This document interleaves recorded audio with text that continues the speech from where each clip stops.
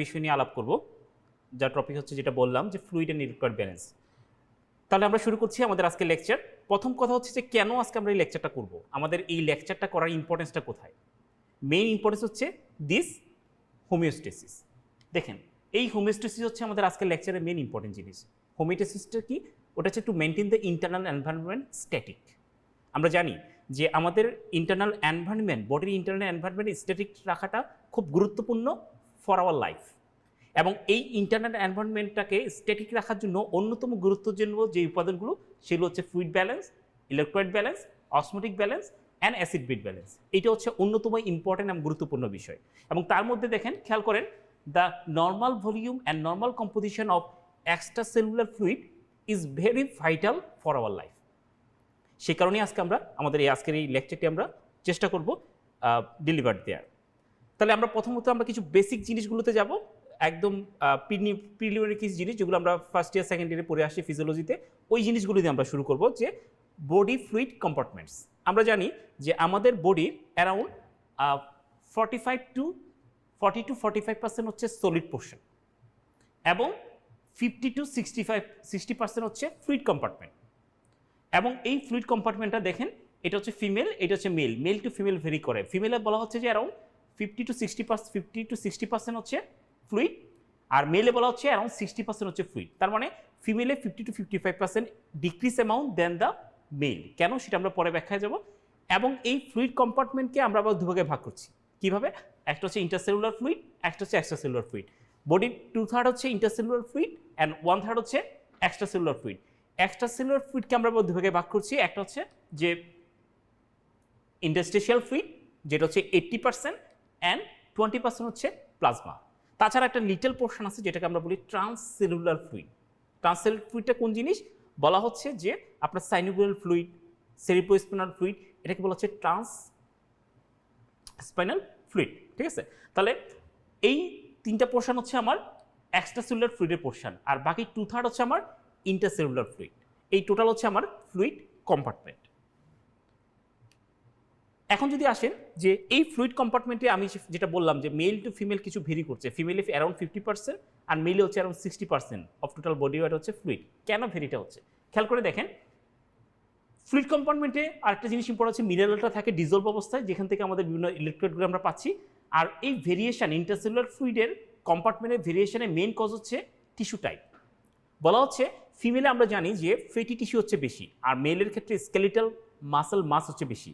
এবং স্কেলেটাল মাসেলটা হচ্ছে মোর fluid consumption করে, যে কারণে মেলে হচ্ছে ফ্লুইডের পোর্শন 60%। আর যেহেতু fatty tissue less fluid consumption করে, সেই কারণে ফিমেল হচ্ছে ফ্লুইডের portion around 50-55%। This is the cause for variation. আর এক্সট্রাসেলুলার ফ্লুইডের ক্ষেত্রে ভেরিয়েশন আছে, এবং বলা হচ্ছে যে ব্লাড ভলিউম যেটা প্লাজমা আমরা ধরছি সেটা হচ্ছে more in case of male. এখন জাস্ট বাকি যে সলিড কম্পার্টমেন্ট, যেটা 40-45% সলিড কম্পার্টমেন্টের কথা আমরা বললাম, তার কম্পোনেন্টগুলো হচ্ছে কি? Protein, lipid, minerals, carbohydrate and other miscellaneous substance. This are the components of our solid component of our body. এখন আসেন ফ্লুইড ব্যালেন্স। আমরা আস্তে আস্তে চলে যাচ্ছি আমাদের ফ্লুইড ব্যালেন্সের নিয়ে। ফ্লুইড ব্যালেন্সের ক্ষেত্রে বলা হচ্ছে কি যে water content of our body is totally stable over the time. মানে আমাদের বডিতে টোটাল যে ফ্লুইডটা সেটা কিন্তু স্ট্যাটিক। কারণ দেখেন, আমরা হয় হচ্ছে আপনি ডিহাইড্রেটেড থাকবেন, না হয় হচ্ছে আপনার ইডিমাটাস, না হচ্ছে নর্মোভলিউমিক। আমাদের নর্মাল স্ট্যাটিক কন্ডিশন হচ্ছে নর্মোভলিউমিক। এই জন্য বলা হচ্ছে ফ্লুইড কন্টেন্টটা কিন্তু স্ট্যাটিক। আমার ইনটেক যতটুকু, আউটপুট কিন্তু ঠিক ততটুকু, এই জন্য হচ্ছে স্ট্যাটিক। বাট ইলেকট্রোলাইট এবং ফ্লুইড যেটা আমরা ইনটেক করছি সেটা কিন্তু প্রপোর্শনেট না। মানে হচ্ছে কি? মানে হচ্ছে দেখুন, খেয়াল করে দেখেন, আমি যে পরিমাণ ফ্লুইড নিচ্ছি ডেইলি, সেই প্রপোর্শনটি কিন্তু আমি ইলেকট্রোলাইট নিচ্ছি না, নাও নিতে পারি। দেখা গেলো যে আমি আজকে ফ্লুইড নিলাম 2.5 লিটার, ইলেকট্রোলাইট নিলাম হচ্ছে কম ফুড থেকে, বিভিন্ন জায়গা থেকে। আবার পরের দিন দেখা গেলো যে ফ্লুইড ইনটেক কম, ইলেকট্রোলাইট হচ্ছে বেশি। এভাবে কিন্তু জিনিসটা ভেরি করে। এই ভেরি করার ফলে কি আমাদের চেঞ্জ হচ্ছে? না। ফ্লুইড এবং ওয়াটার এবং ইলেকট্রোলাইটের এই কনজামশন এই প্রপোর্শনাল না, কিন্তু তারপর আমাদের কেন ইন্টারনাল এনভায়রনমেন্টটা মেনটেন হচ্ছে, কেন ভেরি করছে না? তার মেইন কারণ হচ্ছে রেনাল সিস্টেম। রেনাল সিস্টেম কি করে? রেনাল সিস্টেমের কাজ হচ্ছে dilute urine or concentrated urine produce করা। যখন আমার বডিতে ইলেকট্রোলাইট এবং ফ্লুইডের প্রপোর্শনাল চেঞ্জ হয়ে যাবে, তখন আমাদের রেনাল সিস্টেম কখনো ডাইলুট ইউরিন, কখনো কনসেন্ট্রেটেড ইউরিন এক্সক্রিশনের মাধ্যমে এই বডির ইন্টারনাল এনভায়রনমেন্টকে মেনটেন করছে। This is the one of the vital thing. তাহলে এই ফ্লুইড ব্যালেন্সের মানে হচ্ছে gain equal to loss, this is our fluid balance. এই জন্য আমাদের ব্যালেন্সটা মেনটেন হচ্ছে। তাহলে এই ফ্লুইডের গেইনটা কোত্থেকে হচ্ছে? আমরা ফ্লুইডের গেইন হচ্ছে মেনলি বলা হচ্ছে যে primary absorb along the digestive tract. আমরা যে ফ্লুইড খাচ্ছি, প্লেন যে ফ্লুইড নিচ্ছি, সেটা ডাইজেস্টিভ ট্র্যাক্ট দিয়ে অ্যাবজর্পশন হচ্ছে। আমি ফুড যেগুলো খাচ্ছি সেই ফুড থেকে কিন্তু আমার ফ্লুইড পোর্শন পাচ্ছি আমরা। This is the main gain of fluid. আর লস কোথায় হচ্ছে আমরা সবাই জানি, বাই ইউরিন। রেনাল সিস্টেমের মাধ্যমে, ইউরিনের মাধ্যমে আমাদের ম্যাক্সিমাম পোর্শনটা লস হচ্ছে। এছাড়া কিছু কিছু পোর্শন আমরা একটু পর দেখবো, রেসপিরেটরি সিস্টেম, আদার স্কিন সিস্টেমের মাধ্যমে আমাদের যাচ্ছে।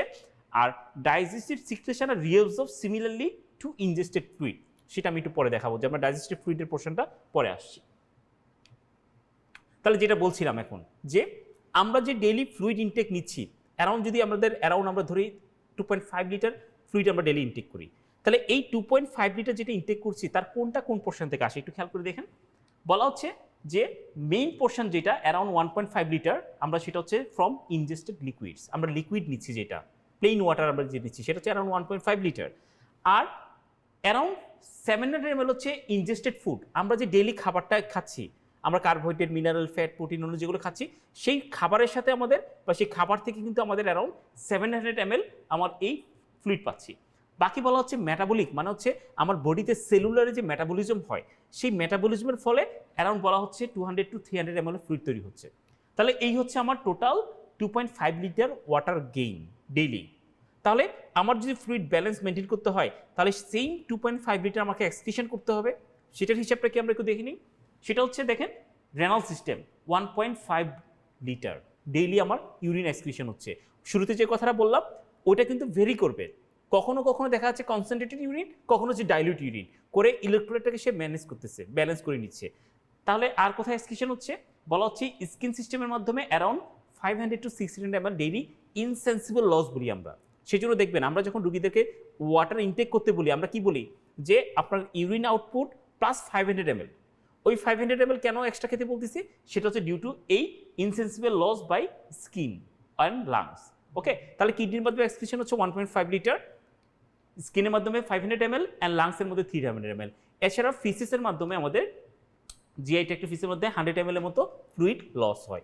এই হচ্ছে 2.5 লিটারের হিসাব। তাহলে ইনটেক 2.5 লিটার, আউটপুট হচ্ছে 2.5 লিটার। এই হচ্ছে আমাদের ডেইলি ফ্লুইড ব্যালেন্স। এটা হচ্ছে আমার নর্মাল হোমিওস্টেসিস মেকানিজম, এটাই মেনটেন করছে। ঠিক আছে, তাহলে এতটুকু পর্যন্ত আমরা আশা করি আসলে বেসিক জিনিসগুলো দেখলাম আমরা। এখন আসেন যেটা বলছিলাম যে জিআই ট্র্যাক্টে আমরা তো জানি জিআই থেকে অনেক সিক্রেশন হচ্ছে। তাহলে আপনি বলতে পারেন যে ভাইয়া তাহলে ওই সিক্রেশনটা কোথায় যাচ্ছে, সেটা তো আমার ইনটেক। সেই জিনিসটার হিসাবটা দেখেন, আমাদের বলা হচ্ছে যে ডাইজেস্টিভ সিক্রেশন হচ্ছে saliva 1.5 litre, gastric secretion around 1.5 litre, liver থেকে আছে বাইল হচ্ছে অ্যারাউন্ড 1 লিটার, প্যানক্রিয়াটিক সিক্রেশন হচ্ছে 1 litre, intestine secretion 2 litre, chronic mucous secretion around 200 ml। এই টোটাল অ্যামাউন্টটা কিন্তু আমার সিক্রেশন হচ্ছে ফ্লুইডটা। তাহলে এটা কি ইনটেকের মধ্যে যাচ্ছে? ইনটেকের মধ্যে যাচ্ছে, বাট তার দেখেন একটা মোস্ট পোর্শন অ্যারাউন্ড 8 লিটার কিন্তু স্মল ইন্টেস্টাইন আমার রিঅ্যাবজর্পশন হয়ে যাচ্ছে। তার মানে সেটা কিন্তু আমার ইনটেক আউটপুটে ব্যালেন্সে কোনো ঝামেলা করবে না, কারণ তার ম্যাক্সিমাম পোর্শনই ওয়াটার রিঅ্যাবজর্পশন হয়ে যাচ্ছে ইন স্মল ইন্টেস্টাইন। তাহলে এই জিআই ট্র্যাক্টের যে সিক্রেশনগুলো হচ্ছে সেটা কিন্তু আমার এখানে কোনো ভেরি করবে না।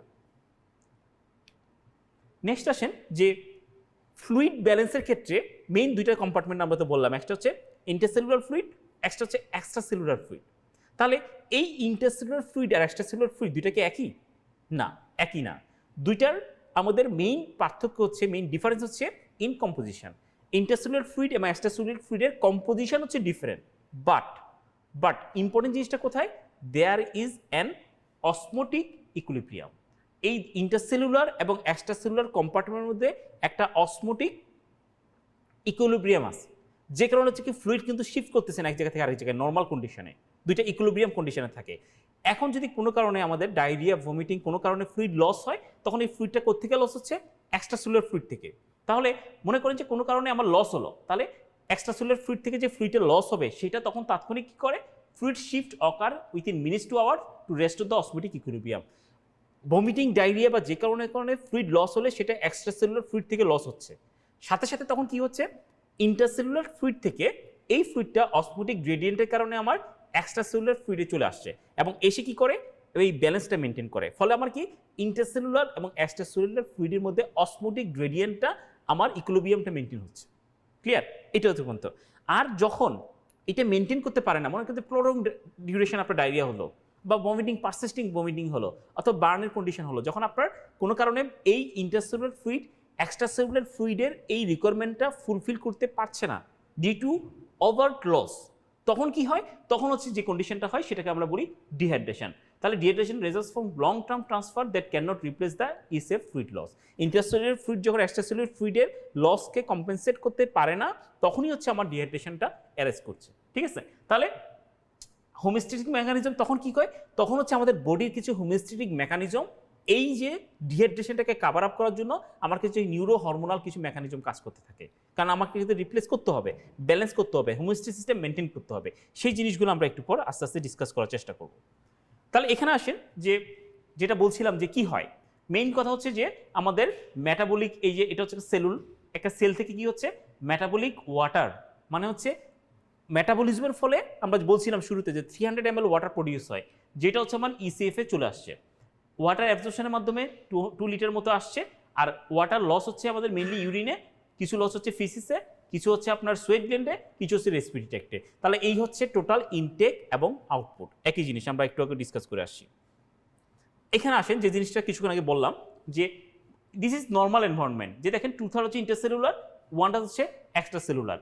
এই ইন্টারসেলুলার এবং এক্সট্রাসেলুলার নর্মালি দেখেন যে অসমোটিক ইকুইলিব্রিয়াম, তার মানে এই পাশের অসমোটিক প্রেশার এবং অসমোটিক প্রেশার কিন্তু same, this is osmotic equilibrium. যখনই কোনো কারণে ফ্লুইড লস হয় তখন দেখেন যে এক্সট্রাসেলুলার ফ্লুইড থেকে এই পরিমাণটা লস হয়ে যাচ্ছে, তাহলে এক্সট্রাসেলুলার ফ্লুইড কি হলো? কমে গেল। কমে যাওয়ার ফলে কি হবে? এখানে অসমোটিক ইকুইলিব্রিয়ামটা ডিসলস হচ্ছে। তখন সাথে সাথে কি করে ইন্টারসেলুলার ফ্লুইড থেকে এক্সট্রাসেলুলার ফ্লুইড শিফট হয়ে এই দুটাকে ব্যালেন্স করছে, ইকুইলিব্রিয়ামটা মেনটেন করছে। সেটা হচ্ছে ইনিশিয়াল ডিফেন্স মেকানিজমের মাধ্যমে, ইনিশিয়াল কম্পেনসেশনের মাধ্যমে আমার এই ইন্টারসেলুলার ফ্লুইড থেকে এক্সট্রাসেলুলার ফ্লুইডে ভলিউম দিয়ে আমাদেরকে রিপ্লেস করে আমার নর্মাল হোমিওস্ট্যাসিস মেনটেন করছে। এটা হচ্ছে নর্মাল কন্ডিশন। ওকে, তাহলে এই যে ফ্লুইড শিফট হলো বা ইলেকট্রোলাইট শিফট হয়, আমরা বলি ফ্লুইড ইলেকট্রোলাইট ট্রান্সপোর্ট। আর একটা বেসিক জিনিস আমরা একটু ধারণা নিচ্ছি যে কিভাবে এই ফ্লুইড এবং ইলেকট্রোলাইট ট্রান্সপোর্ট হয়। ওই যে বললাম ইন্টারসেলুলার স্পেস থেকে এক্সট্রাসেলুলার স্পেসে কীভাবে যাচ্ছে। এক্সট্রাসেলুলার স্পেসের মধ্যে আবার দুইটা স্পেস, একটা হচ্ছে আপনার ইন্টারস্টিশিয়াল কম্পার্টমেন্ট, একটা হচ্ছে প্লাজমা। তাহলে প্লাজমা এবং ইন্টারস্টিশিয়াল কম্পাউন্ড, ওখানে হচ্ছে এই ফ্লুইডটা কীভাবে ট্রান্সপোর্ট হচ্ছে, এই মেকানিজমগুলো আমাদের একটু বুঝতে চেষ্টা হবে, আমরা সেটুকু চেষ্টা করি বোঝার। তাহলে ফ্লুইড এবং ইলেকট্রোলাইট ট্রান্সপোর্টের সিস্টেম হচ্ছে দুইটা, একটা হচ্ছে প্যাসিভ ট্রান্সপোর্ট, একটা হচ্ছে অ্যাক্টিভ ট্রান্সপোর্ট। প্যাসিভ ট্রান্সপোর্ট হয় মেইনলি 3টে মেকানিজমে, কি? একটা হচ্ছে ডিফিউশন, একটা হচ্ছে ফিল্ট্রেশন, একটা হচ্ছে অসমোসিস। আর অ্যাক্টিভ ট্রান্সপোর্ট হয় মাধ্যমে আমরা জানি যে এটিপি মাধ্যমে, এটিপিএস এনজাইম এটিপিকে আমার ভাঙছে, ফলে সেখান থেকে এনার্জি প্রডিউস হচ্ছে, সেটা এগেন্স্ট দ্য কনসেন্ট্রেশন গ্রেডিয়েন্ট আমার অ্যাক্টিভ ট্রান্সপোর্ট হচ্ছে। আমরা একটু সবগুলো উদাহরণ দিয়ে বোঝার চেষ্টা করব। তাহলে কি মুভমেন্ট? একটা হচ্ছে ডিফিউশন, একটা হচ্ছে অসমোসিস, একটা হচ্ছে ফিল্ট্রেশন, একটা হচ্ছে ট্রান্সপোর্ট। আমরা একটু দেখার চেষ্টা করি ডিফিউশনটা কি। এগুলো একদম বেসিক জিনিস, আমার মনে হয় এই জিনিসগুলো সবার ক্লিন কাট নলেজ থাকা দরকার। আপনি যদি ফ্লুইড এবং ইলেকট্রোলাইট যদি ভালো বুঝতে চান, আপনাকে এই বেসিকগুলো ভালো বোঝার কোনো বিকল্প নেই। তাহলে ফার্স্ট কথা হচ্ছে ডিফিউশন। ডিফিউশনটা কি? Molecules move across the biological membrane from area of higher to area of lower concentration. যে এটা কিন্তু মলিকুলটা যাচ্ছে, মলিকুলসগুলো মুভমেন্টের ফলে কিছু ফ্লুইডও যেতে পারে। তাহলে এক্ষেত্রে মেইন হচ্ছে মলিকুলগুলো মুভ করছে কোথায়? Area of higher concentration to area of lower concentration. এখানে মাঝখানে যে মেমব্রেনটা সেটা পারমিবল হতে পারে, ইমপারমিবল হতে পারে, সেমি পারমিবল হতে, দ্যাট ডাজন্ট ম্যাটার। সেটা হচ্ছে মলিকুলসগুলো মুভ করবে from area of higher concentration to area of lower concentration, this is diffusion. তাহলে দেখেন কি হচ্ছে, এইটা দুইটা কম্পার্টমেন্ট যদি চিন্তা করি, দেখেন এখানে হচ্ছে আপনার হায়ার কনসেন্ট্রেশন, এই পাশে হচ্ছে লোয়ার কনসেন্ট্রেশন। তাহলে আফটার ডিফিউশন কি হবে? দেখেন দুই পাশে কনসেন্ট্রেশন কি হয়ে যাবে, এই হায়ার থেকে লোয়ার কনসেন্ট্রেশনে এই সলিডগুলো ট্রান্সফার হবে। ফলে কি হবে? দেখেন দুপাশে এখন এই সলিডের কনসেন্ট্রেশন সেম হয়ে গেল, দিস ইজ ডিফিউশন। এবার আসেন অসমোসিস। অসমোসিসে কি হয়? অসমোসিস হচ্ছে movement of solvent, not solute. খেয়াল করেন, সলভেন্ট মানে হচ্ছে water. Movement of solvent from area of lower solid concentration to area of higher concentration, মানে যেখানে কনসেন্ট্রেশন বেশি সেখানে এই সলভেন্ট অর্থাৎ ফ্লুইড ওখানে শিফট হয়ে দুইটার কনসেন্ট্রেশন গ্রেডিয়েন্টকে সমান করছে, দিস ইজ বলা হচ্ছে অসমোসিস। এবং osmosis occurs through a semi permeable membrane using the osmotic pressure. একটু আগে যেটা বললাম যে যখন দুই ইন্টারসেলুলার বা এক্সট্রাসেলুলার ফ্লুইড কম্পার্টমেন্টে ফ্লুইড ব্যালেন্স নষ্ট হয়ে যায়, তখন অসমোটিক গ্রেডিয়েন্ট তৈরি হয়। এই অসমোটিক গ্রেডিয়েন্টের কারণে ইন্টারসেলুলার থেকে এক্সট্রাসেলুলার ফ্লুইড শিফট করছে। তাহলে আমরা একটু দেখার চেষ্টা করি। এখানে দেখেন যে দিস ইজ ওয়ান কম্পোনেন্ট, এখানে হচ্ছে দেখেন ফ্লুইড সলিউটের কনসেন্ট্রেশন হচ্ছে হায়ার কনসেন্ট্রেশন, এখানে হচ্ছে লোয়ার কনসেন্ট্রেশন। তাহলে এখান থেকে আপনার সলভেন্ট মানে ফ্লুইড এই কনসেন্ট্রেশনে, এই যেখানে কনসেন্ট্রেশন বেশি সেখানে মুভ করবে। কেন মুভ করার ফলে এইটার অসমোটিক গ্রেডিয়েন্ট এবং এটার অসমোটিক গ্রেডিয়েন্ট একই রকম হবে। তাহলে এই অসমোটিক প্রেশারের ফলে, অসমোটিক গ্রেডিয়েন্টের ফলে একটা সেমি পারমিয়েবল মেমব্রেন দ্বারা এই যে ফ্লুইড শিফট করছে to from the area of lower concentration to the area of higher concentration. কেন অসমোটিক গ্রেডিয়েন্টটাকে ইকুইলিব্রিয়ামে আনার জন্য। এটাকে বলা হচ্ছে আপনার যে অসমোসিস। এবং এই অসমোসিসের মাধ্যমে কিন্তু আমরা একটু দেখলাম যে ইন্টারসেলুলার থেকে এক্সট্রাসেলুলার কম্পার্টমেন্টে ফ্লুইড শিফট করে যাচ্ছে, ঠিক আছে। দেন হচ্ছে ফিল্ট্রেশন। ফিল্ট্রেশনটা কি? ফিল্ট্রেশন হচ্ছে movement of solute and solvent across a membrane caused by hydrostatic pressure. একটা হাইড্রোস্ট্যাটিক প্রেশার তৈরি হয়। আমরা জানি যে ফ্লুইডের একটা হাইড্রোস্ট্যাটিক প্রেশার থাকে। আমরা জানি যে আপনার ক্যাপিলারিতে কি হয়, ব্লাডে কি হয়, প্লাজমাতে কি হয়, এখানে প্রোটিন বেশি থাকে, পরে এখানে হাইড্রোস্ট্যাটিক প্রেশার তৈরি হয় বেশি, অনকোটিক প্রেশার তৈরি হয় বেশি। ওই অনকোটিক প্রেশার হাইড্রোস্ট্যাটিক প্রেশারের ফলে এই ক্যাপিলারি লেভেলে আমার এই সলিউট এবং সলভেন্টটা ট্রান্সফার হয়। ওই যে বললাম একটু আগে ইন্টারস্টিশিয়াল ফ্লুইড এবং ক্যাপিলারি, ওখানে যে ট্রান্সপোর্টটা হচ্ছে ওটাকে বলা হচ্ছে আপনার মেইনলি এই ফিল্ট্রেশন। আর অ্যাক্টিভ ট্রান্সপোর্ট তো বলে আসলাম যে অ্যাক্টিভ ট্রান্সপোর্ট হচ্ছে against the concentration gradient, it is call pumping and এখানে একটা এটিপি আমার খরচ হবে। এটিপিএস এনজাইম দিয়ে এটিপি আমার এখানে একটা খরচের মাধ্যমে এই ট্রান্সপোর্টটা হয়ে থাকে। তারপর আসেন আরেকটা বেসিক জিনিস, আমরা ফ্লুইড টাইপ। ফ্লুইড টাইপে হচ্ছে তিন ভাগে আমরা ভাগ করে, একটা হচ্ছে আপনার আইসোটোনিক, একটা হাইপোটোনিক অ্যান্ড হাইপারটোনিক। আইসোটোনিক হচ্ছে কোথায়? আইসোটোনিক মানে হচ্ছে বডির ফ্লুইড কম্পার্টমেন্টের যে কম্পোজিশন সেই সেম কম্পোজিশনকে বলা হচ্ছে আইসোটোনিক। যদি তার থেকে কনসেন্ট্রেশন কমে যায় সেটা হাইপোটোনিক, যদি বেড়ে যায় হচ্ছে হাইপারটোনিক। কেন ইম্পর্টেন্ট দেখেন? ইম্পর্টেন্ট হচ্ছে এই কারণে, যখন আপনার একটা সেল, বডির একটা সেল যখন কোন এনভায়রনমেন্টে কিরকম আচরণ করবে। বডির সেলটা দেখেন নর্মালি যখন আইসোটোনিক ফ্লুইডে থাকে, বডি কম্পার্টমেন্টে থাকে, তখন দেখেন এটা normal volume size shape maintain করছে, সমস্যা নেই। যখনই সেটা হাইপোটোনিক ফ্লুইডে চলে যাচ্ছে, মানে মনে করেন যে কোনো কারণে হাইপোনেট্রিমিয়া তৈরি হলো, হাইপোনেট্রিমিয়া হলে কি হবে? হাইপোনেট্রিমিয়া হলে আপনার হাইপোটোনিক ফ্লুইড তৈরি হবে। তখন এই সেলটা কি করবে? এই সেলের ভিতরে তখন হচ্ছে আপনার ফ্লুইড ইনভলভ করবে, কারণ এখানে কনসেন্ট্রেশন বেশি। একটুকে পরে আসছি আমরা অসমোসিসের মাধ্যমে কি হচ্ছে, এরিয়া অফ হায়ার কনসেন্ট্রেশনে এখানে সেলের ভিতরে ফ্লুইডটা চলে যাচ্ছে, ফলে কি হচ্ছে, সেল সুয়েল আপ হচ্ছে। যেটা আমরা জানি যে হাইপোনেট্রিমিয়াতে, একটু হাইপোনেট্রিতে কি হয়, ব্রেন সুয়েল আপ হয়ে যায়, ঠিক আছে। আবার যখন এই সেলটা আপনি হাইপারটোনিক ফ্লুইডে দেবেন, মনে করেন হাইপারনেট্রিমিয়া, তাহলে সেখানে যখন হাইপারটোনিক ফ্লুইডে আপনি দিবেন তখন কি হচ্ছে দেখেন যে যেহেতু টনিসিটি বাইরে বেশি, সেল থেকে ফ্লুইডটা বের হয়ে আসবে, তখন কি হয়, এই সেলটা আপনার সিঙ্কেজ হয়ে যাচ্ছে। তাহলে এই ফ্লুইডের টাইপের উপর ডিপেন্ড করে সেলের কিন্তু আমার চেঞ্জ হচ্ছে, যে আইসোটোনিক, হাইপোটোনিক, হাইপারটোনিক। তাহলে হাইপোটোনিকের সেল সোয়েল আপ হচ্ছে, হাইপারটোনিকের সেল সিঙ্কেজ হয়ে যাচ্ছে। তাহলে আইসোটোনিক ফ্লুইড কোনটা? আমরা জানি যে no shift fluid shift because solution are equally concentrate. Isotonic fluid যদি আপনি বডিতে দেন তাহলে এখানে হচ্ছে আপনার কোনো ফ্লুইড শিফটমেন্ট হবে না, যেমন হচ্ছে নর্মাল স্যালাইন। তাহলে 0.9% নর্মাল স্যালাইন হচ্ছে আইসোটোনিক ফ্লুইড। এটাতে আমাদের কোনো কম্পার্টমেন্টে দিলে, আমাদের বডিতে দিলে সেটাতে ফ্লুইড শিফটমেন্টের কোনো ব্যাপার নাই। হাইপোটোনিক সলিউশন কোনটা? Lower solid concentration. ফলে কি হবে, fluid shift from hypotonic solution into the more concentrated solution to create a balance, মানে সেল সুয়েল আপ হয়ে যাবে। ক্লিয়ার? উদাহরণ হচ্ছে কি, হাফ স্ট্রেংথ নর্মাল স্যালাইন, মানে 0.45% নর্মাল স্যালাইন। হাইপারটোনিক সলিউশনটা কি? যেখানে হচ্ছে আপনার হায়ার সলিড কনসেন্ট্রেশন থাকবে, ফলে কি হবে, fluid ড্রন into the hypertonic solution to create a balance, মানে সেল সিঙ্কেজ হয়ে যাবে। একটু কি যেটা বলে আসলাম, উদাহরণ হচ্ছে কি 5% ডিএনএস, 5% ডিএ, এগুলো হচ্ছে আপনার হাইপারটোনিক সলিউশনের উদাহরণ। তাহলে এখন আসেন যে মেইন একটা ইম্পর্টেন্ট জিনিসে, রেগুলেশন অফ বডি ফ্লুইড। এখন আমরা মেইন মেকানিজমে চলে যাচ্ছি। এতক্ষণ মতো বেসিকটা পড়ে আসলাম আমরা, যে ফ্লুইড কি, ফ্লুইডে ইলেকট্রোলাইট ব্যালেন্সটা কীভাবে মেনটেন হচ্ছে। এখন আসেন রেগুলেশনটা কীভাবে হচ্ছে, ফ্লুইড এবং ইলেকট্রোলাইটের রেগুলেশনটা আমাদের কীভাবে হচ্ছে। আমরা প্রথমে ফ্লুইডটা নিয়ে আলাপ করি। ফ্লুইডের হচ্ছে কি, আমরা বলা হচ্ছে এখানে দুইটা homeostatic mechanism of extracellular fluid volume দুইভাবে ম্যানেজ, একটা এফারেন্ট সেন্সিং আর একটা হচ্ছে ইফারেন্ট ইফেক্টর। দুইটা মেকানিজমের মাধ্যমে। খেয়াল করেন কি হচ্ছে, যদি কোনো কারণে বডি ফ্লুইড কমে যায়, তাহলে ব্লাড ভলিউম কমে যাবে, ব্লাড প্রেশার কমে যাবে, তখন হচ্ছে এই cardio pulmonary receptor, atria, ventricle, pulmonary, এখানে যে সেন্সিং অর্গানগুলো আছে সেটার মাধ্যমে আমার ব্রেনে রিফ্লেক্স যাচ্ছে। তারা কি করে, কাউন্টারঅ্যাক্টের মাধ্যমে আমার সেই হাইপোটেনশনকে আমাকে নর্মাল করছে। আবার একইভাবে যখন কোনো কারণে ফ্লুইড ওভারলোড হয়, ব্লাড প্রেশার বেড়ে যায়, তখন হচ্ছে হাই প্রেশার ব্যারোরিসেপ্টরগুলো ক্যারোটিড অ্যাওর্টিকের মাধ্যমে আমার ব্রেইনে সিগন্যাল যাচ্ছে, সে তখন হচ্ছে সেন্সিং করে নর্মালে আসতেছে। একই সাথে সেন্ট্রাল নার্ভাস সিস্টেম রিসেপ্টরও থাকে, যেটাও এই ফ্লুইড ভলিউম কমা এবং বাড়ার সাথে সেটা রেসপন্স করে ATL natriuretic peptide, brain নেট্রোটিক peptide এগুলো সিক্রেশনের মাধ্যমে আমার ফ্লুইডের হোমিওস্টেসিসটা মেনটেন করছে। একইভাবে ইফারেন্টের মধ্যে হচ্ছে দেখেন যে আমরা যে সবাই জানি যে রেনিন, অ্যাঞ্জিওটেনসিন, অ্যালডোস্টেরন সিস্টেম, তারপর হচ্ছে এএনপি, বিএনপি, সিএনপি, এই এএনপি, বিএনপি, সিএনপি, এই তারপর হচ্ছে নাইট্রিক অক্সাইড, অ্যান্ডোথেলিন, এই সবগুলো হরমোনাল, নিউরো হরমোনাল এই মেকানিজমের মাধ্যমে আমার কি করে আমার ফ্লুইড ব্যালেন্সটাকে বডিতে মেনটেন করে থাকে। আমরা একটু ইন ডিটেলস যাচ্ছি। শুরুতে দেখেন যে কি হয় যখন আপনার রেগুলেশন অফ বডি ফ্লুইড কীভাবে হচ্ছে, মেইনলি বাই ড্রিঙ্কিং ওয়াটার। আমার হাইপোভলিমিয়া হয়ে গেলাম, আমি ডিহাইড্রেশন হলো, আমি কী করছি, আমি ফ্লুইড ইনটেক করছি, করে আমি মেনটেন করছি, এটা হচ্ছে নর্মাল মেকানিজম হোমিওস্ট্যাটিক। যখন এই মেকানিজম কাজ করে না তখন কি হয়, তখন দেখেন কি হচ্ছে আমার যে ডিহাইড্রেশন হচ্ছে। তাহলে ডিহাইড্রেশন হলে কি হবে, কনসিকুয়েন্সটা কি খেয়াল করে, যখন একটা পেশেন্ট ডিহাইড্রেশন হয় তখন হচ্ছে ডিক্রিজ ফ্লো অফ স্যালাইভা। আমার ডিহাইড্রেশনের ফলে কি হবে, মুখ ড্রাই হয়ে যাবে।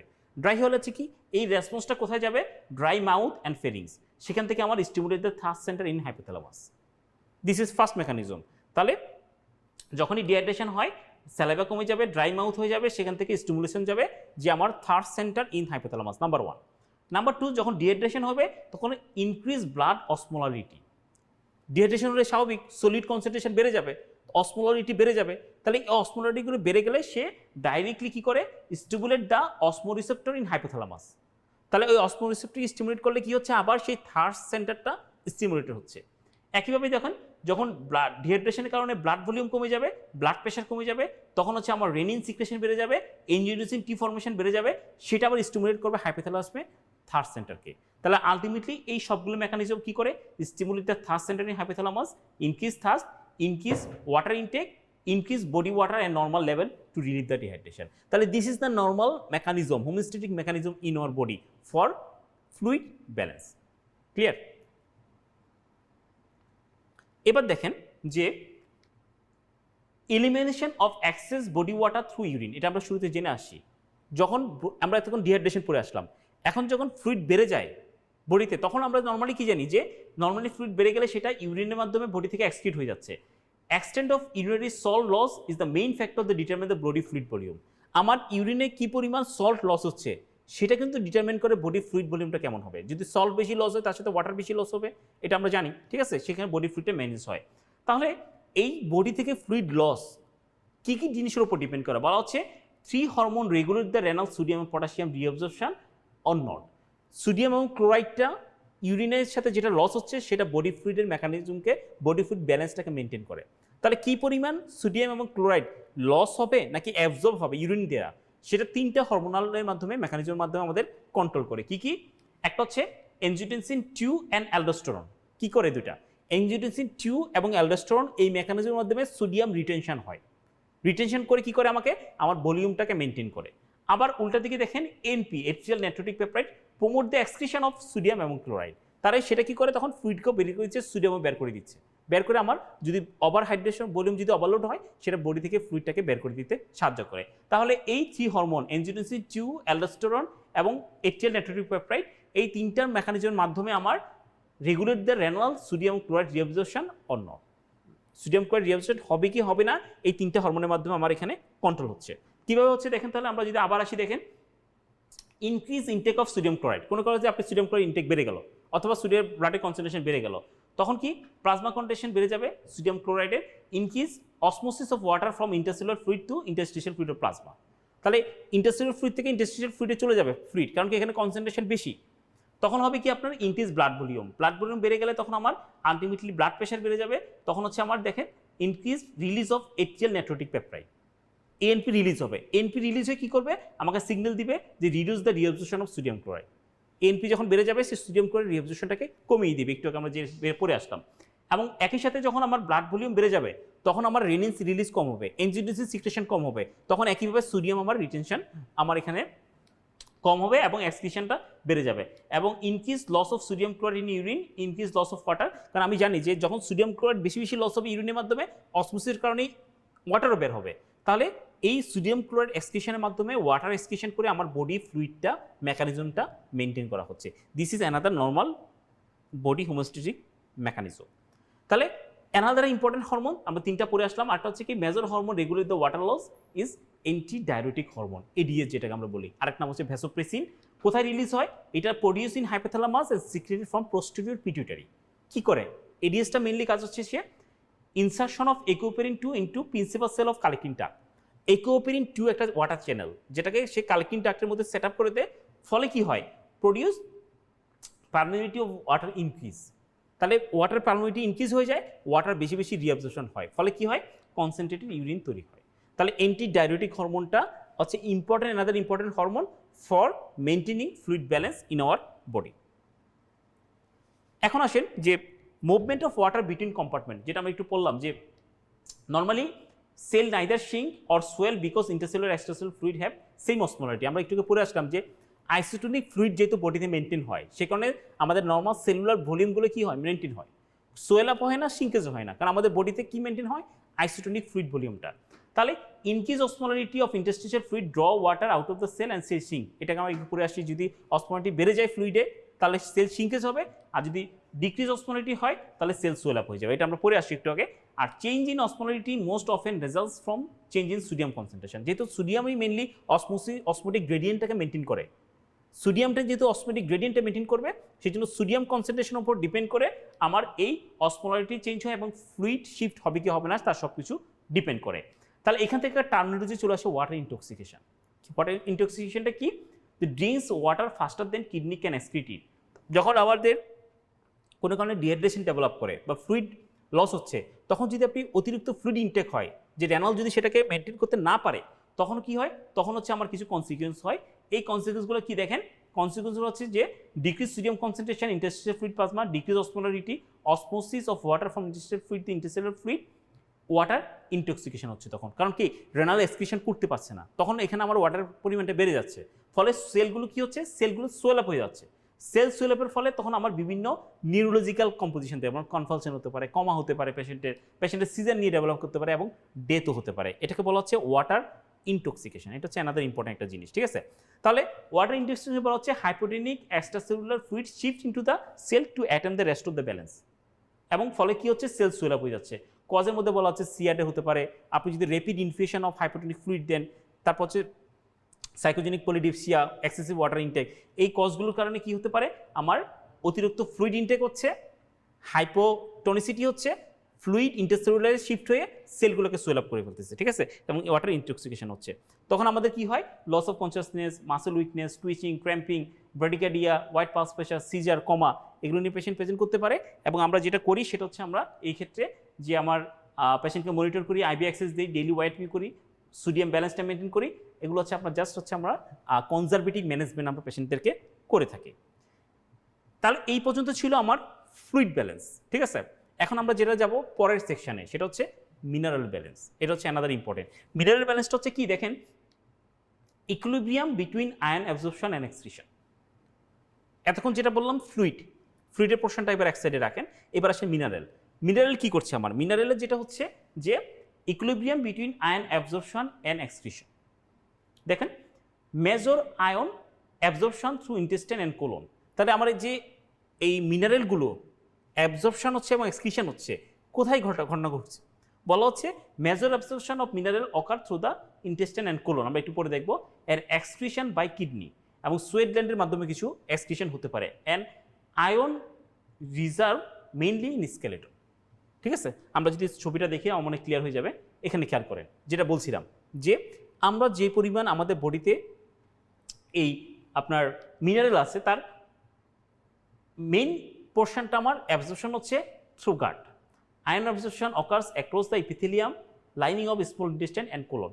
এই গাটের মাধ্যমে হচ্ছে আমার মেইন আয়নটা আমাদের বডিতে অ্যাবজর্পশন হচ্ছে, নাম্বার 1। নাম্বার 2 যেটা বললাম, আয়নটা অ্যাবজর্পশনে কোথায় আসছে? আমার ইন্টারসেলুলার ফ্লুইড এবং এক্সট্রাসেলুলার ফ্লুইড কম্পার্টমেন্টে চলে আসে। আমরা একটুকে পরে আসি যে mineral portions are dissolved in fluid compartment of our body. তাহলে এটা অ্যাবজর্পশনের পরে আমার বডিতে চলে আসছে এবং এর একটা পোর্শন বলা হচ্ছে যেটা রিজার্ভ থাকে, সেটা কোথায় রিজার্ভ হচ্ছে? স্কেলিটাল সিস্টেমে, আমাদের বোনসে, আমাদের অন্যান্য স্কেলিটাল টিস্যুগুলোতে আমার এই আয়নটা অ্যাবজর্পশন অবস্থায় থাকতে পারে।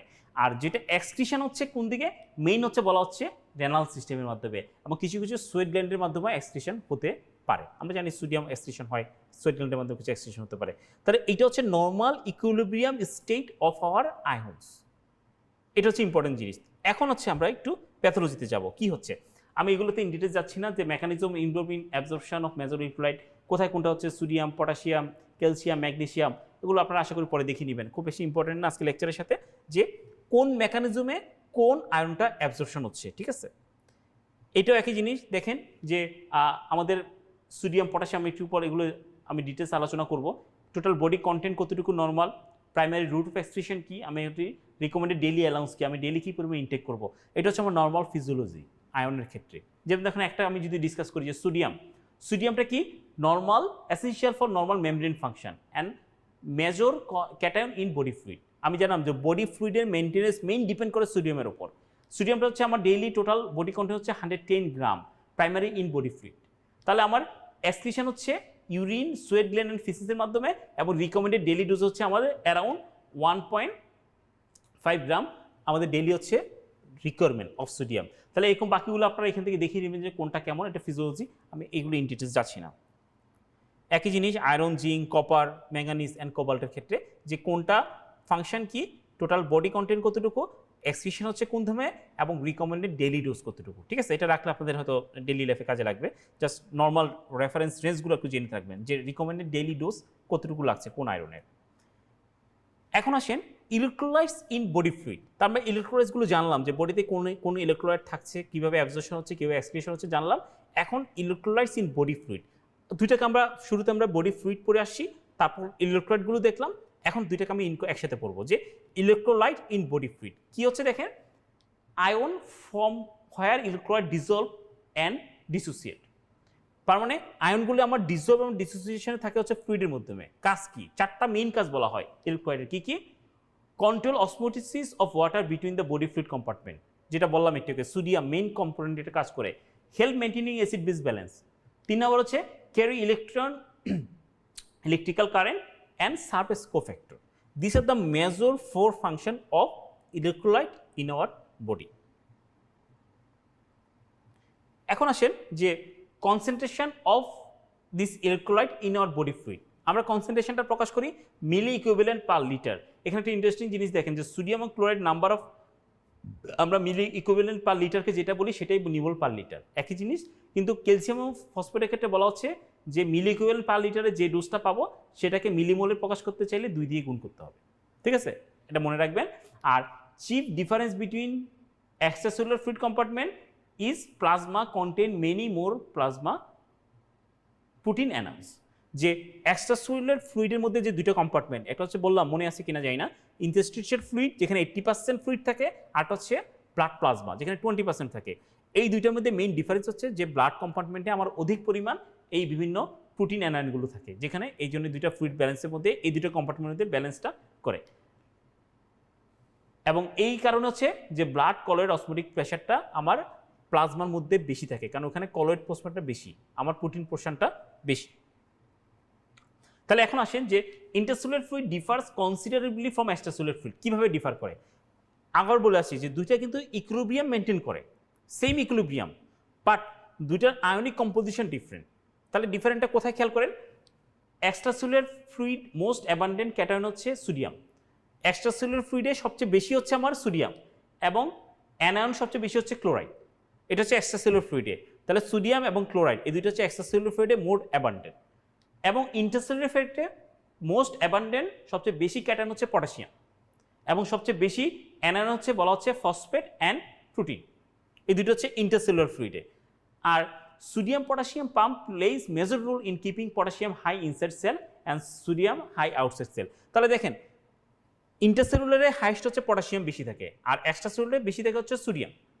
তাহলে এই সোডিয়াম এবং পটাশিয়াম দুই পাশে কনসেন্ট্রেশন দুই রকম, এটাকে মেনটেন করে কে, এই মেনটেন করা হচ্ছে সোডিয়াম পটাশিয়াম এটিপিএস পাম্প। এই পাম্পে এখানের মাধ্যমে আমার ভিতরে সেলের ভিতরে পটাশিয়াম বেশি থাকে এবং সেলের বাইরে সোডিয়াম কনসেন্ট্রেশনটা বেশি থাকে। এটা হচ্ছে নর্মাল ফিজিওলজি। একই জিনিস দেখেন, এখানেও একই জিনিস দেখাচ্ছে যে this red one is extracellular fluid, this green one is interstitial fluid, এটা ব্লাড প্লাজমা, এটা ইন্টারস্টিশিয়াল ফ্লুইড, এবং এই ইয়েলো ওয়ানটা হচ্ছে আমার ইন্টারসেলুলার ফ্লুইড। তাহলে এখানে দেখেন যে সোডিয়ামটা হচ্ছে ব্লাড এবং ইন্টারস্টিশিয়াল ফ্লুইডে হাইয়েস্ট, এবং এক্সট্রাসেলুলার ইন্টারসেলুলার ফ্লুইড হচ্ছে লেস। একইভাবে দেখেন পটাশিয়ামটা হচ্ছে ইন্টারসেলুলার ফ্লুইডে হচ্ছে অনেক বেশি এবং এক্সট্রাসেলুলার ফ্লুইডে অনেক কম। ক্লোরাইডটা হচ্ছে এক্সট্রাসেলুলার ফ্লুইডে বেশি, ইন্টারসেলুলার ফ্লুইডে কম। এবং একই সাথে দেখেন ফসফেটটা ইন্টারসেলুলার ফ্লুইডে বেশি, যে কথাটা একটু বলে আসলাম, এটা হচ্ছে তার রিফ্লেকশন যে আমার বডির ইন্টারসেলুলার এবং এক্সট্রাসেলুলার ফ্লুইড কম্পার্টমেন্টে আয়ন এবং ক্যাটায়ন এবং অ্যানায়নগুলো প্রপোর্শনাল কিন্তু different, but they maintain the same equilibrium. Equilibrium কিন্তু সেম, আলটিমেটলি আপনি পজিটিভ নেগেটিভ যোগ বিয়োগ করলে বাইরে এবং ভিতরে কিন্তু একই রকম থাকবে, ঠিক আছে? এটা হচ্ছে মেন জিনিস। এবং এই কনসেপ্টের উপর ভিত্তি করে কিন্তু আমার ওখানে অ্যানায়ন গ্যাপ একটা শব্দ চলে আসে। আমরা এখানে যাচ্ছি না, নিশ্চয়ই যেদিন আমরা অ্যাসিড বেস ব্যালেন্স যদি কোনোদিন ডিসকাশন করা হয় ওখানে হচ্ছে এই জিনিসগুলো ডিটেলস আপনার সাথে আলাপ করা যাবে। তাহলে এখন আমরা একটা একটা করে পড়ার চেষ্টা করবো যে আয়নগুলি পড়ে আসলাম। যে সোডিয়াম, ফার্স্টে আসেন যে সোডিয়ামটা হচ্ছে কি বলা হলো, আমরা একটু পড়ে আসলাম মোস্ট অ্যাবান্ডেন্ট ইন এক্সট্রাসেলুলার ফ্লুইডে হচ্ছে সোডিয়াম, এবং বলা হচ্ছে 99% অফ এক্সট্রাসেলুলার ক্যাটায়ন হচ্ছে সোডিয়াম, এবং যেটা হচ্ছে আমার যেটা বললাম যে অসমোটিক গ্রেডিয়েন্টটা মেনটেন করে এবং ফ্লুইড ট্রান্সপোর্টটা মেনটেন করে। Place A pivotal role in fluid and electrolyte balance because it accounts for almost half of the osmolarity of extracellular fluid. এই অসমোলারিটিটা মেনটেন করে সোডিয়াম, এই কারণে হচ্ছে ফ্লুইড ব্যালেন্সটা ইন্টারসেলুলার ফ্লুইড এবং এক্সট্রাসেলুলার ফ্লুইডের মধ্যে ফ্লুইড ব্যালেন্সটা মেনটেন হয় সোডিয়ামের মাধ্যমে। এবং level in blood control by aldosterone, ADH and ANP. আমরা একটু আগেও পড়ে আসলাম যে অ্যালডোস্টেরন কি করে, ইনক্রিজ রেনাল রিঅ্যাবজর্পশন, সোডিয়াম বাড়াচ্ছে। এডিএস কি করে, if sodium is low ADH release stops, ঠিক আছে? অ্যাক্টিয়াল নেট্রোকিউরকে ইনক্রিজ দ্য রেনাল এক্সক্রিশন। তাহলে এডিএইচ, এএনপি এবং অ্যালডোস্টেরন এই তিনটা হরমোন মিলে আমার বডির সোডিয়াম কে আমার কন্ট্রোল করছে। একইভাবে ক্লোরাইডের কথা আসেন, ক্লোরাইডটা বলা হচ্ছে most abundant anion in extracellular, most abundant পটাশিয়ামের কথা বলছি, যে most abundant cation in intercellular fluid. ইন্টারসেলুলারে সেলের ভিতরে হচ্ছে মোস্ট অ্যাবান্ডেন্ট হচ্ছে পটাশিয়াম। কি করে, রেস্টিং মেমব্রেন পটেনশিয়ালটাকে মেমব্রেন করে in neurons and muscle fibre. যে কোনো পটাশিয়াম ব্যালেন্স একটু উল্টাপাল্টা হলে কি হয়, আমাদের এই অ্যাকশন পটেনশিয়ালটা চেঞ্জ হয়ে যায়, রেস্টিং মেমব্রেন পটেনশিয়াল চেঞ্জ হয়ে যাচ্ছে, তখন সেলে অ্যাক্সেসিবিলিটি বেড়ে যায়, বিভিন্ন কার্ডিয়াক বিভিন্ন আমার এরিথমিয়াগুলো ডেভেলপ করার চান্স অনেক বেড়ে যায়। It also help maintain the normal ICF fluid volume and helps regulate the pH of the body. বডির পিএইচ এর রেগুলেশনে হেল্প করে পটাশিয়াম। কীভাবে আমরা পরে ডিসকাস ছবিতে দেখবো আমরা। আর পটাশিয়াম ব্যালেন্সটা ইজ কন্ট্রোল বাই অ্যালডোস্টেরন। তাহলে অ্যালডোস্টেরনের মাধ্যমে আমার পটাশিয়াম ব্যালেন্সটা বডিতে মেনটেন হচ্ছে। কীভাবে আমরা ডিটেলস পরে দেখার চেষ্টা করবো ইনশাল্লাহ। তারপর আসেন ক্যালসিয়াম। ক্যালসিয়ামের ক্ষেত্রে বলা হচ্ছে যে most abundant mineral in body, most abundant mineral in body, সবচেয়ে বেশি মিনারেল হচ্ছে আমার ক্যালসিয়াম। 98% ক্যালসিয়াম বলা হচ্ছে যে ইন অ্যাডাল্ট স্কেলিটন এবং টিথ, স্কেলেটন এবং টিথের মধ্যে 98% থাকে, and body fluid mainly in extracellular cation, ঠিক আছে? It contribute to hardness of the teeth and bones, আমরা সবাই জানি, and plays important role in blood clotting, neuromuscular transmitter release, muscle tone and excitability nervous and muscle tissue. Regulate হয় দুইটা হরমোনের মাধ্যমে, একটা হচ্ছে প্যারাথাইরয়েড হরমোন আর একটা হচ্ছে ক্যালসিটোনিন। এই দুইটা হরমোনের মাধ্যমে আমার ক্যালসিয়ামের ব্যালেন্সটা বডিতে মেনটেন হচ্ছে। ফসফেট, ফসফেটে কি হচ্ছে দেখেন যে 85% adult present in about 80% adult present as calcium phosphate salt in bone and teeth. সেটা ফসফেটটা ক্যালসিয়ামের সাথে বাইন্ড করে আমার বোন এবং টিতে অবস্থান করে, এবং রিমাইন্ডিং 50% হচ্ছে আয়োনাইজ হিসেবে থাকে বিভিন্ন ফর্মেটে, এবং important buffer system in the body. এই ফসফেটটা হাইড্রোজেনের সাথে মেনটেন করে আমার ইম্পর্টেন্ট একটা বাফার সিস্টেম মেনটেন করে, এবং অ্যাসিড বেস ব্যালেন্সের ক্ষেত্রে একটা ইম্পর্টেন্ট ভূমিকা পালন করে। এবং রেগুলেশন হচ্ছে ক্যালসিয়ামের মতো সেম, প্যারাথাইরয়েড হরমোন এবং ক্যালসিটোনিন এই দুইটা হরমোনাল রেগুলেশনের মাধ্যমে আমার ফসফেটের রেগুলেশনটা মেনটেন হচ্ছে। ম্যাগনেসিয়ামের ক্ষেত্রে হচ্ছে 54% of total body magnesium is a part of bone as magnesium salt. 46% হচ্ছে ম্যাগনেসিয়াম আয়ন হিসেবে থাকে, second most common intercellular cation, cofactor for and certain enzymes and sodium potassium pump, essential for normal neuromuscular activity, এবং কি synaptic transmission and মাইক্রোটিয়াল function. Secretion of parathyroid hormone depends on magnesium. একটা important জিনিস মনে রাখবেন যে magnesium হাইপারম্যাগনেসিয়াম হলে কিন্তু আমাদের বডিতে অনেক কিছু সমস্যা হয়। যেমন আমরা জানি যে পটাশিয়াম ব্যালেন্সের সমস্যা হয় আমার। একই সাথে কিন্তু ইম্পর্টেন্ট জিনিস মনে রাখবেন যে ম্যাগনেসিয়াম যদি কম থাকে তাহলে প্যারাথাইরয়েড হরমোন সিক্রেশন কিন্তু আমাদের কমে যাবে। And regular the blood plasma by varying rate excretion in the urine, এটা লেস কমন। এখন আসেন ওয়াটার অ্যান্ড সোডিয়াম ব্যালেন্স। আমরা এতক্ষণ পর্যন্ত চেষ্টা করলাম যে নর্মাল যে ক্যাটায়ন এবং অ্যানায়নগুলো আছে তার উপর ব্রিফ একটা ডিসকাশন করার জন্য। এখন আমরা দেখব যে ওয়াটার এবং সোডিয়াম ব্যালেন্স এটা কীভাবে আমার এখানে মেনটেন হচ্ছে, ঠিক আছে, নর্মাল ফিজিওলজি। তাহলে সোডিয়াম ব্যালেন্সটা হচ্ছে when sodium gains equal losses. যে পরিমাণ সোডিয়াম আমার বিজনেস হবে সেই পরিমাণ সোডিয়াম কিন্তু আমার এক্সক্রিশন হয়ে যাবে এবং এটার মাধ্যমে একটা ইকুইলিব্রিয়াম স্টেটটা আমাদের মেনটেন হয়। কি হয় দেখেন, relatively small change in sodium concentration accommodated by changes in extracellular fluid volume.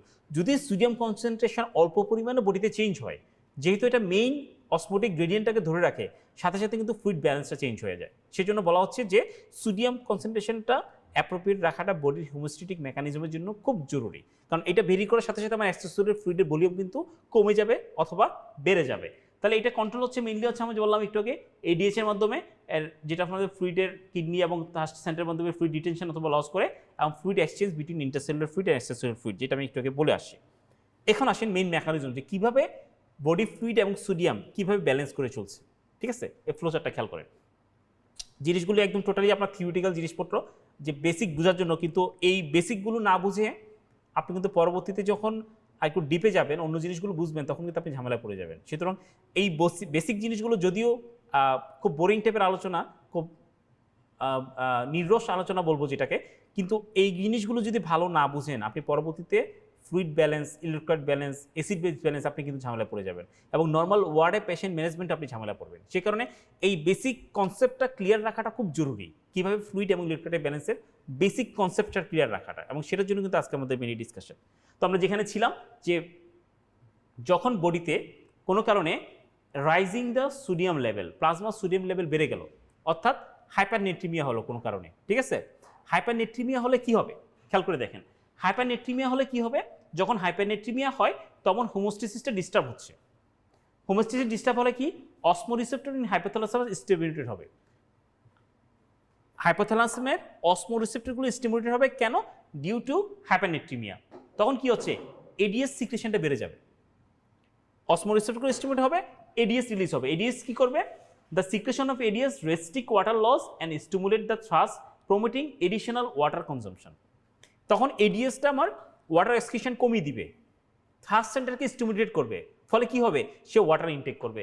Water intact করলে কি হবে, because of extracellular osmotic increase water shifts fluid, ওটাতে আমরা নর্মাল যেটা প্রথমে জেনে আসলাম যে তখন একই সাথে কিন্তু ফ্লুইডটাও শিফট করে ইন্টারসেলুলার থেকে এক্সট্রাসেলুলার চলে আসবে, একই সাথে থার্স্ট সেন্টারটা স্টিমুলেট হচ্ছে। এই সবগুলো মেকানিজমের মাধ্যমে কি হবে, আলটিমেটলি আমার ফ্লুইড ব্যালেন্সটা মেনটেন হবে।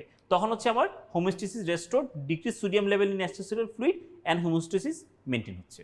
এটা হচ্ছে সোডিয়ামের সাথে ফ্লুইডের মেকানিজম, কিভাবে হাইপারনেট্রিমিয়া হলে ব্যালেন্স করছে। একইভাবে দেখেন, যখন বডিতে সোডিয়াম লেভেলটা কমে যাবে তখন কি হয় দেখেন, সোডিয়াম লেভেলটা কমে গেলে অসমোরিসেপ্টরগুলো ইনহিবিটেড হচ্ছে, একটু আগে যেটা ছিল স্টিমুলেটেড, তাহলে এখানে হচ্ছে অসমোরিসেপ্টর ইনহিবিটেড। যখন অসমোরিসেপ্টর ইনহিবিটেড হবে তখন এডিএস সিক্রেশনটা ডিক্রিজ হয়ে যাবে, এডিএস সিক্রেশনটা কমে যাবে। তাহলে এডিএস সিক্রেশন যদি কমে যায় তাহলে কি হবে, আমার ফ্লুইড এক্সক্রিশন বেড়ে যাবে এবং একসাথে থার্স্ট সেন্টারটা ইনহিবিটেড থাকবে।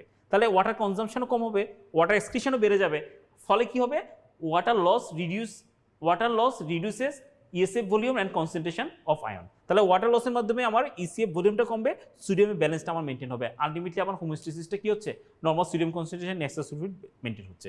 তাহলে নর্মালি এই মেকানিজমগুলো বডিতে কিন্তু চলতে থাকে। সোডিয়াম যখন কমে যায় অথবা বেড়ে যায় তখন এইভাবে আমাদের সোডিয়াম ব্যালেন্সটা বডিতে মেনটেন হয়।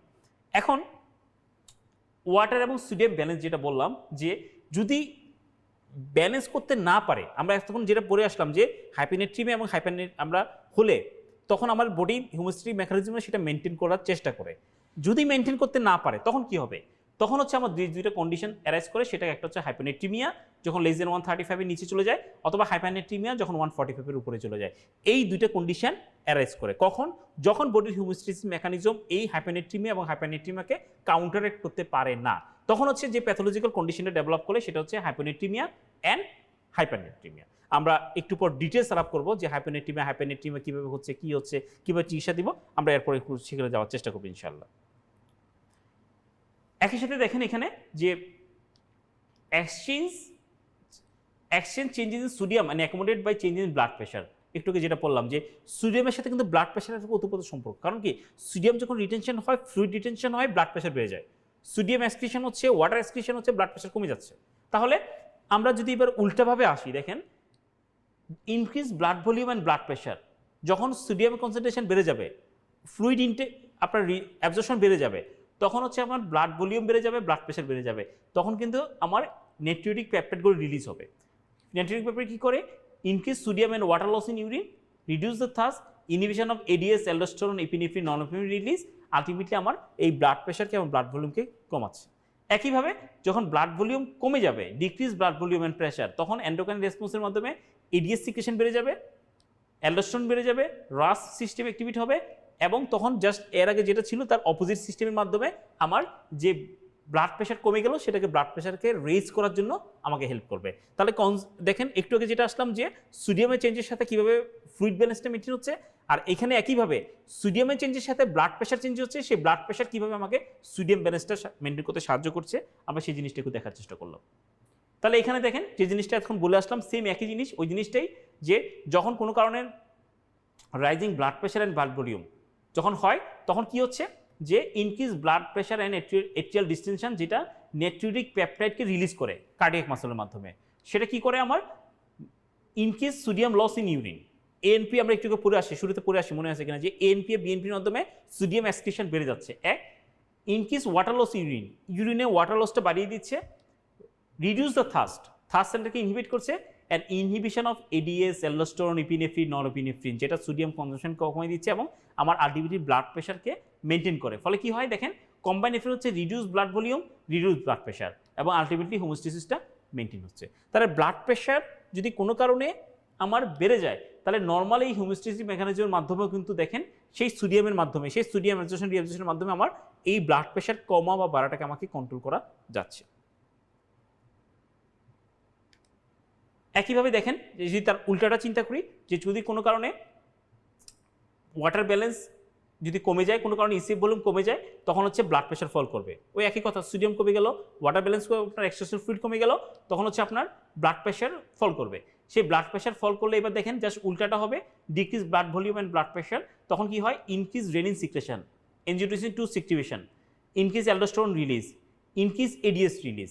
তাহলে এই সবগুলো বেড়ে যাচ্ছে, এডিএস রিলিজ হচ্ছে, এনজিওটেনসিন 2 ফর্মেশন বেড়ে যাচ্ছে, রেনিন সিক্রেশন বেড়ে যাচ্ছে, এই সবগুলোর মাধ্যমে তখন কি হচ্ছে, ইনক্রিজ ইউরিনারি সোডিয়াম রিটেনশন, তখন হচ্ছে সোডিয়ামকে এক্সক্রিশন করে দিচ্ছিল, আর এখন উল্টা মেকানিজম সোডিয়ামকে রিটেনশন করবে।